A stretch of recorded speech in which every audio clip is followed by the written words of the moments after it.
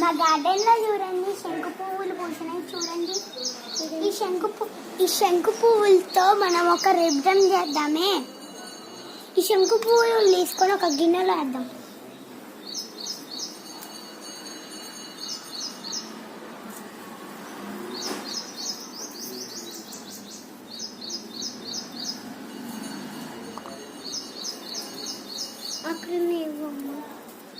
చూడండి ఫ్రెండ్స్, శంకు పువ్వులు చాలా బాగున్నాయి కదా. ఈ కలర్ కూడా చూడడానికి బాగున్నాయి.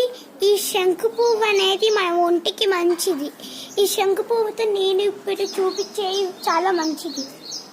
ఇట్లా అండి, ఇంకా ఇటు అయిపోయినాయి కొంచెం. ఇంకో ఇట్లా అండి, ఇటు చాలా ఉన్నాయి. ఈ శంకు పువ్వులు, దీన్ని శంకు పువ్వులు అంటారు. చూడండి, ఇదే శంకు పువ్వులు. బాగున్నాయి కదా. చాలా ఉంటే మీరు కూడా ఇలాంటివి చేసుకోండి.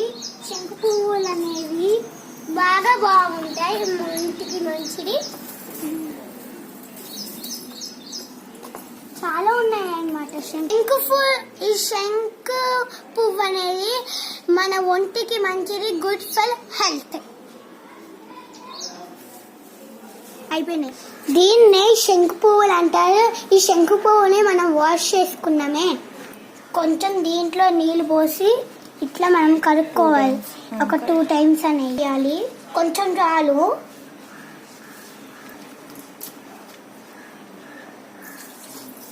కొంచెం వాటర్ పోసుకొని ఈ శంకు పువ్వులు అనేవి వేయాలి.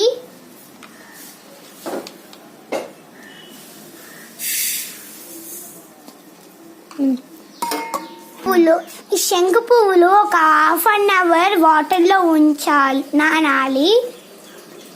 ఇప్పుడు బ్లూ వాటర్గా రెడీ అయిపోయింది. ఇప్పుడు నిమ్మకాయ పోద్దాం.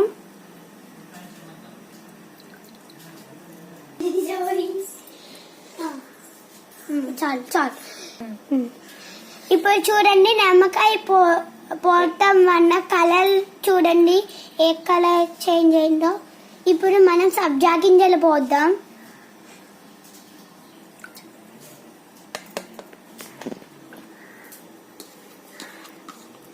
షుగర్ వేద్దాము. మీకు ఎంత కావాలంటే వేసుకోండి. మీకు షుగర్ వద్దనుకుంటే మీరు వేయద్దు.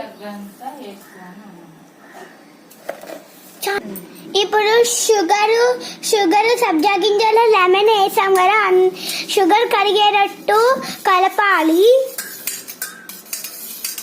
ఓకేనా? ఐస్ క్యూబ్స్ వేద్దాం ఇప్పుడు.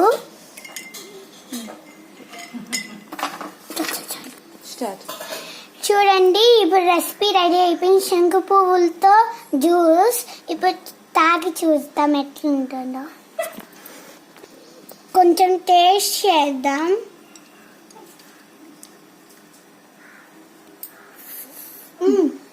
సూపర్.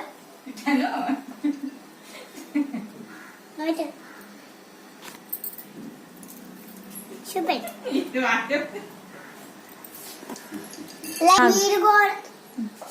మీరు కూడా చేసుకొని తాగండి. సూపర్, బాగుంది.